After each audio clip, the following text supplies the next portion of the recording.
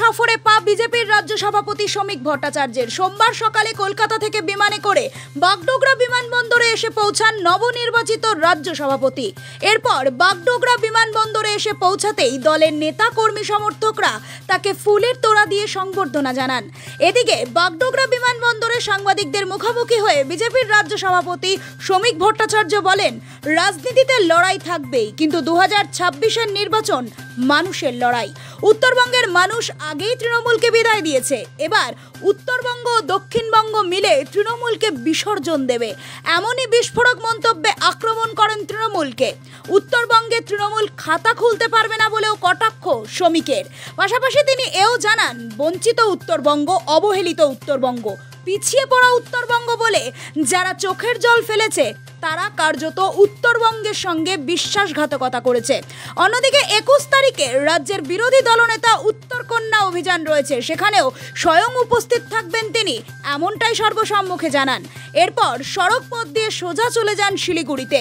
দলীয় কর্মীদের নিয়ে বৈঠক করবেন তিনি এবং শিলিগুড়ি থেকে আলিপুরদুয়ারের উদ্দেশ্যেও যাবেন। আলিপুরদুয়ারে একাধিক কর্মসূচি রয়েছে বিজেপির নবনির্বাচিত রাজ্য সভাপতি।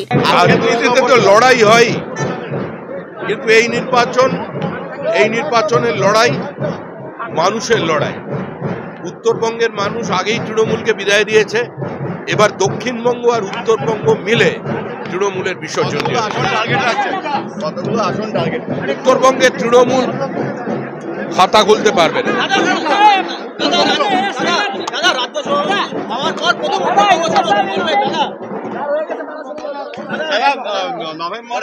উত্তরবঙ্গকে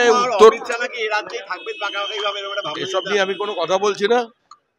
বঞ্চিত উত্তরবঙ্গ, অবহেলিত উত্তরবঙ্গ, পিছিয়ে পড়া উত্তরবঙ্গ বলে যারা দিনের পর দিন চোখের জল ফেলেছিলেন, তারা কার্যত উত্তরবঙ্গের মানুষের সঙ্গে প্রতারণা করেছেন, বিশ্বাসঘাতকতা করেছেন।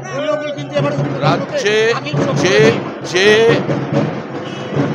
উত্তরকন্যা তৈরি হয়েছে তাতে যে বাজেটারি অ্যালোকেশন জল গরম করা হয় না, সেখান থেকেও ফান্ড অন্য জায়গায় সাইফন অফ করে নিয়ে আসছে। 21 তারিখে যুব মোর্চার প্রোগ্রাম আছে। উত্তরকন্যা অভিযানের মধ্যে দিয়ে বিরোধী দলনেতা শুভেন্দু অধিকারী উত্তরবঙ্গের সঙ্গে বঞ্চনা, উত্তরবঙ্গের সঙ্গে প্রতারণা, উত্তরবঙ্গের সঙ্গে বিশ্বাসঘাতকতার প্রতিবাদের সূচনা করবেন। Bureau report, Nobel Bangla.